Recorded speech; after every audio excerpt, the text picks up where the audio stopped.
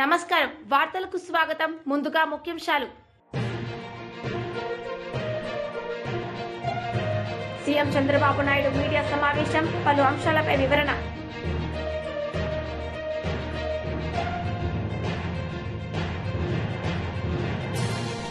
YCP leader media సమావేశం నిర్వహించారు సందర్భంగా సీఎం చంద్రబాబు నాయుడుపై ఫైర్ అయ్యారు సీఎం చంద్రబాబు నాయుడు మీడియా సమావేశం నిర్వహించారు ఈ సందర్భంగా పలు అంశాలపై ఆయన మాట్లాడారు మన రిజల్ట్స్ కూడా అంటే మెడికల్ గా హాస్పిటల్ ఖర్చులు ఇప్పుడు రాను సిచ్యువేషన్ మారిపోతా ఉంది మెడిసిన్స్ కంటే అకామిడేషన్ కి ఎక్కువ ఖర్చు అవుతా ఉంది హాస్పిటల్ పోతే this is the biggest expenditure ఆరోగ్యశ్రీలో మనం చూస్తే ఆల్ హాస్పిటల్లో this is the biggest scenario రెండోది హాస్పిటల్కి పోయి చేరిన తర్వాత రూమ్లో ఉన్నామని సాటిస్ఫాక్షన్ కానీ అక్కడి నుంచి ఇన్ఫెక్షన్స్ వస్తున్నాయి వేరే పేషెంట్లకు వచ్చిన డిసీజ్ కూడా వీళ్ళకు స్ప్రెడ్ అయ్యే పరిస్థితి వస్తుంది ఆ హాస్పిటల్లో సరైన మేనేజ్మెంట్ లేకుండా ఈ యొక్క ఇన్ఫెక్షన్ స్ప్రెడ్ కాకుండా చేయాల్సిన పనులు చేయకపోతే ఈ ప్రాబ్లమ్స్ అన్ని వస్తాయి అయితే ఒక వినూత్నమైన కార్యక్రమానికి ప్రభుత్వం స్థాని మేము శ్రీకారం చుట్టాం మీరు ఒకసారి చూస్తే this is the very interesting experiment దీనికి మీ ద్వారా ప్రజలకు కూడా ఒక చైతన్యం రావడానికి we want to educate people also in a big way media కూడా మీరు ప్రాపర్ గా మీరు స్టడీ చేసి దీన్ని మీరు ప్రాపర్ గా రాయగలిగితే it will have tremendous impact on public health ఆ విషయం చెప్పడానికి ఈరోజు ఈ టెలికాన్ఫరెన్స్ తీసుకున్నాం అప్రోచ్ కూడా ఒకసారి మీకు ఎక్స్ప్లెయిన్ చేస్తాం మీకు క్లారిటీ వస్తుంది ఇప్పుడు ఒకసారి నెక్స్ట్ ఈరోజు నా ప్రజెంటేషన్ లో disease burden and prevalence action plan రాష్ట్రంలో ఉండే డిసీజెస్ అన్ని కూడా కూలంకుషంగా మీకు ఒకసారి ఎక్స్ప్లెయిన్ చేస్తాం digital health nerve centre at Kuppam ఇప్పుడు కొత్తగా టోటల్ డిజిటలైజేషన్ కి హెల్త్ ఇన్ఫ్రాస్ట్రక్చర్ అంతా కూడా పేషెంట్ దగ్గర నుంచి స్టాఫ్ దగ్గర నుంచి హాస్పిటల్స్ దగ్గర నుంచి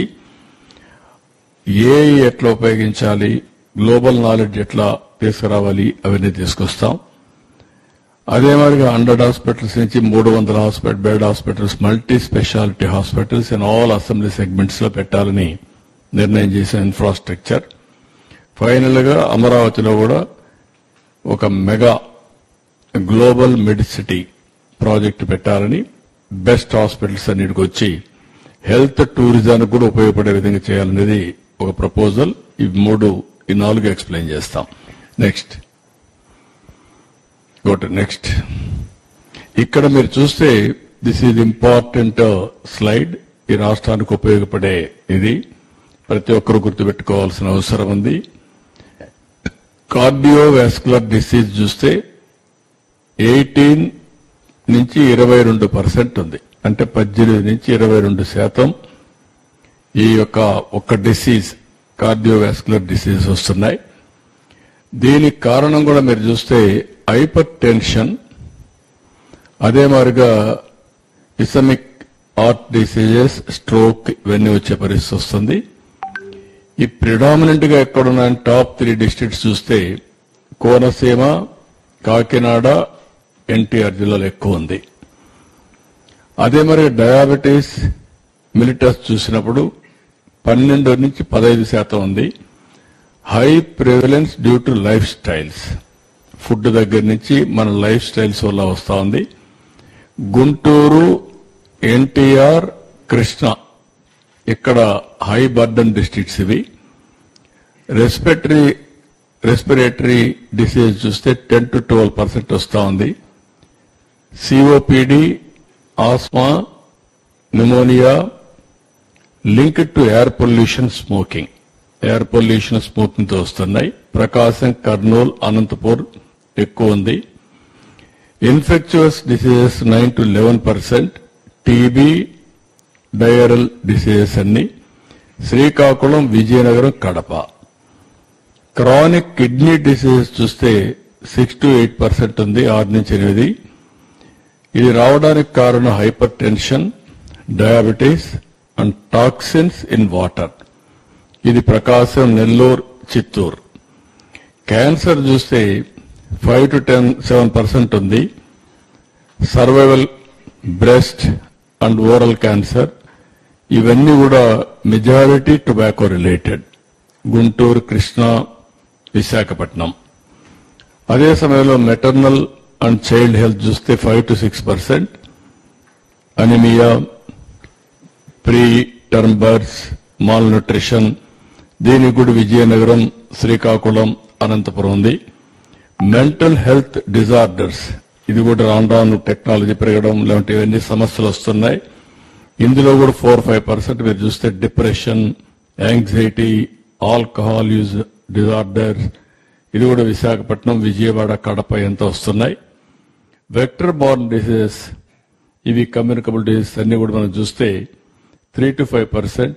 డెంగ్యూ, మలేరియా, చికెన్ గునియా ఇవన్నీ వస్తున్నాయి. ఏఎస్ఆర్, విశాఖపట్నం, ఈస్ట్ గోదావరిలో ఎక్కువగా వస్తున్నాయి. రోడ్ ట్రాఫిక్ ఇంజరీస్ కూడా 3 to 4% ఉన్నాయి. High fatalities due to poor road safety. YCP leader media సమావేశం నిర్వహించారు. సందర్భంగా సీఎం చంద్రబాబు నాయుడుపై ఆయన మండిపడ్డారు. 2 సంవత్సరాలు 180 రూపాయలు ఉంది, కాదు ఇలా కాదు, మీరు మళ్లీ రేటు పెంచండి, గవర్నమెంట్ రేట్ అనేది ఒకటి ఫిక్స్ చేయండి అని ఆనాటి ముఖ్యమంత్రి వైఎస్ జగన్మోహన్ రెడ్డి గారి ఆదేశాల మేరకు 100 కౌంట్ 210 రూపాయలు చేయడం జరిగింది. ఎక్కడా కూడా 240 రూపాయలు 100 కౌంట్ డౌన్ అవ్వకుండా ఆ 2 సంవత్సరాలు కూడా మేము కాపాడడం జరిగింది. అలాగే ఇవాళ ఆ రోజుల్లో ఫీడ్ 3 సార్లు పెంచడానికి ఇవాళ ఫీడ్ కంపెనీలన్నీ కూడా ఏకమై 3 సార్లు రేటు పెంచడానికి ప్రయత్నిస్తే 3 సార్లు కూడా మేము ఆ ఫీడ్ రేట్ ని తగ్గించడం జరిగింది. ఇలాగ వైఎస్ జగన్మోహన్ రెడ్డి గారు ముందు చూపుతో ఆక్వా రంగాన్ని ఎంతో ముందుకు నడపడం జరిగింది. అలాగే ఇవాళ ఏదైతే వరిలో గాని మొక్కజొన్నలో గాని ఏదైతే కొత్త వంగడాలు వస్తాయో ఆ విధంగా ఆక్వా రంగంలో కూడా కొత్త విధానాలు రావాలని చెప్పి నర్సాపురంలో ఆక్వా యూనివర్సిటీ ఏర్పాటు చేయడం జరిగింది. అలాగే ఆక్వా రంగంలో ఉన్నటువంటి ఆక్వా రైతులందరూ కూడా చెన్నై వెళ్లి తమిళనాడు అక్కడ టెస్టులు అవి చేయించుకోవడం కష్టతరం అవుతుందని చెప్పి విశాఖ జిల్లా నక్కపల్లి మండలం బంగారుగూడెంలో బిఎంసి సెంటర్ ని ఓపెన్ చేయడం జరిగింది 30 కోట్లలో. ఇవాళ ఆక్వా రంగాన్ని ముందు చూపు తీసుకెళ్లే విధంగా ఈ రకంగా చేయటం జరిగింది.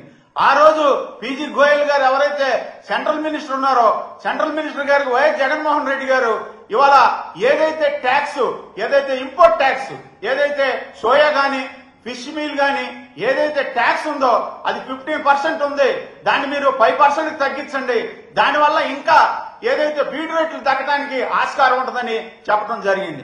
మన బడ్జెట్ లో 15% నుంచి 5% తగ్గిస్తే ఇవాళ 15 నుంచి 30 రూపాయలు తగ్గించేటువంటి పరిస్థితుల్లో ఉన్నా కూడా ఫీడ్ కంపెనీలు కూడా ఒక యూనిట్ గా తయారై ఇవాళ పైసా కూడా తగ్గించిన పరిస్థితి ఉంది. జగన్మోహన్ రెడ్డి గారి గవర్నమెంట్ లో ఇవాళ 3 సార్లు మేము ఫీడ్ రేట్ తగ్గించడం జరిగింది. ఇవాళ ఈ విధంగా ఇవాళ 40 సంవత్సరాల అనుభవం ఉండి సెల్ ఫోన్ నేనే కనిపెట్టాను, ఇవాళ హైటెక్ సిటీ నేనే కట్టాను అన్నటువంటి ఈ రాష్ట్ర ముఖ్యమంత్రి పెద్ద మనిషి ఇవాళ బిఎంసి సెంటర్ పెట్టాలని ఆయనకి తెలవదా? అలాగే ఆక్వా యూనివర్సిటీ పెట్టాలని తెలవదా? ఇవాళ ఆక్వాకల్చర్ డెవలప్మెంట్ అథారిటీ అనేది పెట్టాలని తెలవదా? ఇవాళ వైఎస్ జగన్మోహన్ రెడ్డి గారు ముందు చూపుతో ఈ కార్యక్రమాలన్నీ ముందుకు తీసుకెళ్లి ఆక్వా రంగాన్ని ఒక పటిష్టమైనటువంటి పరిస్థితుల్లో తీసుకుని వచ్చారు. ఆ టైంలో కూడా రేట్లు హెచ్చుతగ్గులు ఉండేవి. ఒకసారి అది డిమాండ్ సప్లై మీద ఉంటది కాబట్టి హెచ్చుతగ్గులు ఉంటదని చెప్పేసి మరి జగన్మోహన్ రెడ్డి గారి దృష్టికి తీసుకెళ్లినప్పుడు జగన్మోహన్ రెడ్డి గారు ఎంపైరింగ్ కమిటీ అని మంత్రులు, కేబినెట్ మంత్రులతో కమిటీ వేసి 15 రోజులకు ఒకసారి మానిటరింగ్ చేయమంటం జరిగింది. అలాగే ఆనాటి ముఖ్యమంత్రి వైఎస్ జగన్మోహన్ రెడ్డి గారి ఆదేశాల మేరకు ఇవాళ డిమాండ్ సప్లై మీద మనం ఆధారపడి ఉండకూడదు, ఇవాళ లోకల్ కన్జ్యూమ్ మార్కెట్ ని మీరు పెంచాలి, లోకల్ కన్జ్యూమ్షన్ బాగా పెంచాలనే ఉద్దేశంతో ఫిష్ ఆంధ్ర అనే పేరుతో ప్రాన్ అండ్ ఫిష్ ఫెస్టివల్స్ ఈ రాష్ట్రంలో 22 సార్లు ఇవాళ ఫిష్ అండ్ ప్రాన్ ఫెస్టివల్ పెట్టడం జరిగింది. దానివల్ల డొమెస్టిక్ మార్కెట్ ని బాగా డెవలప్ చేసి ఇవాళ ఇంటింటికి కూడా ప్రాణు, రొయ్య అందజేసే కార్యక్రమం చేసి డొమెస్టిక్ మార్కెట్ ని డెవలప్ చేయడం జరిగింది. అలాగే ఎన్నో విధాలుగా ఇవాళ ప్రాన్ అండ్ ఫిష్ ఫెస్టివల్ అని చెప్పేసి 18 సార్లు ఈ రాష్ట్రంలో ప్రాన్ ఫెస్టివల్స్ పెట్టి ఫిష్ ఫెస్టివల్స్ పెట్టి ఇవాళ చెందటం జరిగింది. అలాగే నాగాలాండ్, అస్సాంలో ఇవాళ మన ఫిష్ ఏదో మన ఫిష్ లో ఏదో కలుపుతున్నామని చెప్పి దుష్ప్రచారం చేస్తే ఇవాళ రోడ్లమ్మట కొన్ని వేల టన్నులు ఆగిపోయే పరిస్థితి ఉంటే జగన్మోహన్ రెడ్డి గారి చొరవతో అప్పుడు కేంద్ర ప్రభుత్వంతోని, మేఘాలయ గవర్నమెంట్ తోని, అస్సాం గవర్నమెంట్ తో మాట్లాడి 24 గంటల్లో ఆ చేపల లోడ్లన్నీ కూడా ఆ రాష్ట్రానికి తీసుకెళ్లి అక్కడ అమ్మకాలు చేయడం జరిగింది.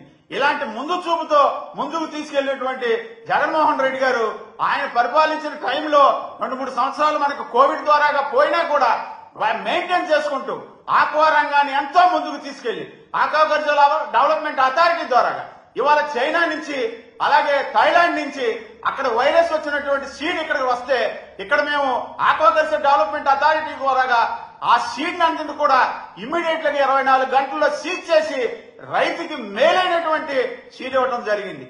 అలాగే ఏదైతే టైగర్ ప్రాన్ సీడ్ ఉందో ఇవాళ ఒంగోలు, నెల్లూరు, ప్రకాశం జిల్లాల్లో మోనోడాన్ అనేటువంటి సీడు అక్కడ నష్టపోయి రైతులందరూ కొన్ని లక్షల రూపాయలు నష్టపోతే ఆ నష్టాన్ని అన్నింటి కూడా ఆక్వాకల్చర్ డెవలప్మెంట్ అథారిటీ ద్వారా ఆ నష్టాన్ని అంతా కూడా పూడ్చి మళ్లీ వాళ్ళకి కొత్తది హ్యాచరీ ఇచ్చి సీడ్ ఇచ్చి వాళ్ళ డెవలప్మెంట్ చేయడం జరిగింది. ఎన్నో విధాలుగా ఆక్వా రైతుల్ని ఆదుకోవటం జరిగింది. ఇవాళ ఏదైతే ఈ రాష్ట్ర ప్రభుత్వం, కూటమి ప్రభుత్వం, పవన్ కళ్యాణ్ గారు గాని, చంద్రబాబు నాయుడు గారు గాని ఏదైతే 974 కిలోమీటర్ల రేడియస్ లో మనకి ఈ ఆక్వాకల్చర్ సముద్ర తీరం ఉందో ప్రతి నియోజకవర్గంలో కూడా మేము మా ప్రభుత్వం రాగానే మేము 100 నుంచి 200 రూపాయలు ఫీడ్ రేటు తగ్గిస్తాం.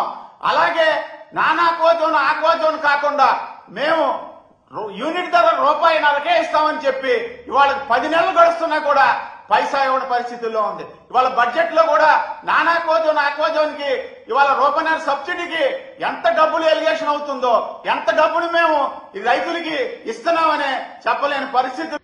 రాష్ట్రంలో చదువుకున్న ప్రతి యువతీ యువకుడికి ఉద్యోగ, ఉపాధి అవకాశాలు కల్పించి వారి బంగారు భవిష్యత్తుకు బాటలు వేసేందుకు కూటమి ప్రభుత్వం సమగ్ర ప్రణాళికతో ముందడుగులు వేస్తోందని Kadapa urban development chairman, railway Kodur TDP party in-charge Mukka Rupananda Reddy, ప్రభుత్వ విప్, రైల్వే కోడ్ శాసనసభ్యులు అరవ శ్రీధర్ అన్నారు.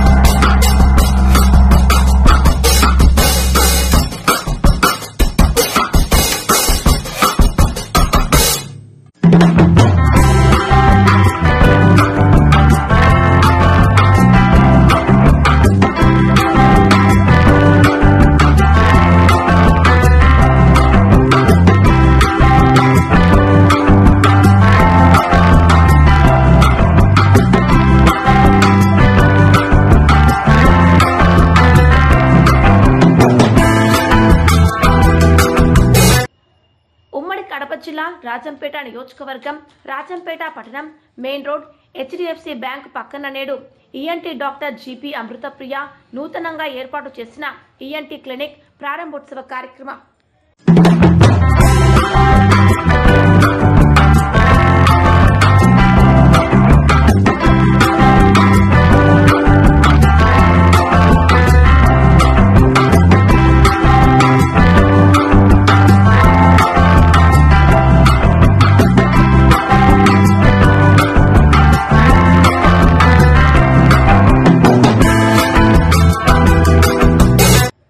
మాజీ మంత్రి పేర్ని నాని మీడియా సమావేశం నిర్వహించారు. ఈ సందర్భంగా సీఎం చంద్రబాబు నాయుడుపై ఆయన మండిపడ్డారు. గడిచిన 10 నెలలుగా వారి ప్రభుత్వం ఏర్పాటు చేసుకున్నటువంటి 10 నెలలుగా అదే మద్యాన్ని గ్రామాలలోని పచ్చ చొక్కా నాయకుల మొదలు ఎమ్మెల్యేలు, మంత్రులు, ప్రభుత్వ అధినేతలు నీతి గాని లజ్జ గాని ఈషన్ మాత్రం లేకుండా మద్యాన్ని పాడికొండలాగా మార్చుకున్నటువంటి పరిస్థితులు ఇవాళ మనందరం చూస్తున్నాం. వైఎస్ఆర్ కాంగ్రెస్ పార్టీ ప్రభుత్వం ఉన్నటువంటి చివరి సంవత్సరంలో మరీ నీచంగా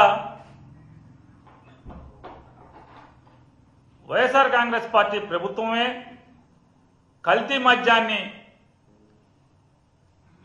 వినియోగదారులకి అమ్ముతుందని చంద్రబాబు నాయుడు గారు, పవన్ కళ్యాణ్ గారు, లోకేష్ గారు పచ్చ ఛానళ్లు, పచ్చ పత్రికలు పెద్ద ఎత్తున తప్పుడు ప్రచారం చేసిన సంగతి మనందరం కూడా ఇంకా మర్చిపోలేదు.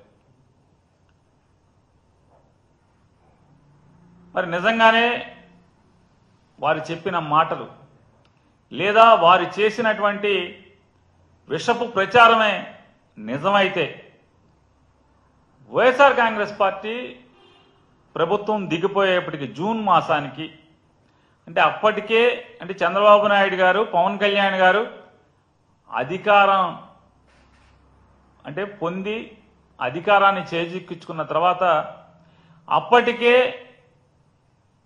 రాష్ట్ర వ్యాప్తంగా ఉన్నటువంటి మద్యం గోడౌన్లలో అంటే స్టాక్ యార్డుల్లో ఉన్నటువంటి మరి మద్యాన్ని అంటే మీరేమో తప్పుడు ప్రచారం చేస్తారు, విష ప్రచారం చేస్తారు, మేము కల్తీ మద్యం అమ్మామని చెప్పని. మరి అదే కల్తీ మద్యాన్ని అదే మా ప్రభుత్వంలో ఉంచినటువంటి నిల్వల్ని మీరెందుకు అమ్ముకున్నారు? మీరెందుకు వినియోగదారులకి లేదా మద్యం వినియోగదారులందరికీ దాన్ని ఎందుకు అమ్మారు? అమ్మకూడదు కదా. మరి ఏం చేయాలి? శాంపిల్ తీశారా? ల్యాబ్కు పంపించారా? టెస్టులు చేశారా? ఇది కూడా లడ్డూ కథేనా? తిరుపతి లడ్డూ కథేనా? అంతే కదా. 14 లక్షల అప్పులు ఎలాగో తిరుపతి లడ్డూలో పంది కొవ్వు ఎలాగో ఈ మద్యం అంటే కల్తీ మద్యాన్ని వైఎస్ఆర్ కాంగ్రెస్ పార్టీ ప్రభుత్వం వినియోగదారులకి అమ్మింది అనేది కూడా అంతే సత్యం అనేది వాస్తవమే కదా. మీరేదైతే బూటకు మాటలు, తప్పుడు ప్రచారం అధికారం లేనప్పుడు చేశారు, అధికారం పొందిన తర్వాత కూడా పలు విషయాల్లో చేస్తున్నారు, ప్రజలు గమనిస్తున్నారు కదా. మరి నిజంగానే ఆ మద్యం గనక తప్పుడు మద్యం అయితే మీరు దీన్ని ఎలా అమ్మారు? అమ్మిన వాళ్ళందరూ, తాగిన వాళ్ళందరూ బాగానే ఉన్నారు కదా. ఆ రోజు జగన్మోహన్ రెడ్డి గారి ప్రభుత్వంలో స్టాక్ యార్డులోకి వచ్చినటువంటి లేదా నిల్వ ఉంచినటువంటి మద్యాన్ని మీరు వచ్చాక కూడా అమ్మారు కదా. పరీక్షలు చేయించరు, చేయించాలి కదా. మీరు నిజాయితీ పరులైతే, మీరు నిజం మాట్లాడుంటే కనుక చంద్రబాబు నాయుడు గారు, పవన్ కళ్యాణ్ గారు మీరు ప్రమాణ స్వీకారం కంటే కూడా చేయక ముందే 4వ తారీఖు గెలిచారు. ప్రమాణం వెంటనే చేయలేదు మీరు. ఒక 8 రోజులు 9 రోజులు కక్షలు, కార్పణ్యాలు, దాడులు, హింసలు ఈ రాష్ట్రంలో ఒడిగట్టడం కోసం ప్రమాణ స్వీకారం చేయకుండా అధికారం అనేది అధికారుల మీద నడుస్తుంది అని చెప్పటం కోసం దాని మాటున ఇళ్లు తగలబెట్టారు, ఆస్తులు ధ్వంసం చేశారు, పంటలు నాశనం చేశారు, దాడులు చేశారు, హత్యాయత్నాలు చేశారు, అనేక సిఐడి విచారణలు ఆదేశించారు. మరి దీని మీద ఎందుకు ఇది కల్తీదా కాదా అనేది ఎందుకు శాంపిల్ టెస్ట్ చేయించి విచారణ చేయించలేదని చెప్పనేది నేను ప్రశ్నిస్తున్నాను. మీరేదైతే తప్పుడు ప్రచారం చేశారో, వైఎస్ఆర్ కాంగ్రెస్ పార్టీ ప్రభుత్వం ఉండగా నాసి రకం కల్తీ మద్యం ప్రజలకు ఇచ్చారు అని చెప్పని ఏ ఒక్క డిస్టిలరీనైనా మీరు బ్యాన్ చేశారా? 20 డిస్టిలరీలు ఉన్నాయి ఈ ఆంధ్రప్రదేశ్ రాష్ట్రంలో.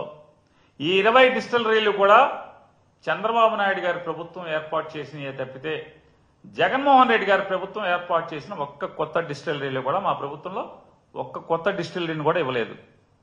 2015-19 మధ్యలో చంద్రబాబు నాయుడు గారు మీరు మంజూరు చేసినటువంటి దగ్గర దగ్గర 16 డిస్టిలరీలు కొత్తవి మీరు మంజూరు చేసినట్టున్నారు.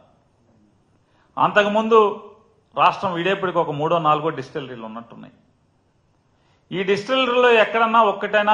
వార్తలు ముగించే ముందు ముఖ్యాంశాలు మరోసారి. సీఎం చంద్రబాబు నాయుడు మీడియా సమావేశం, పలు అంశాలపై వివరణ.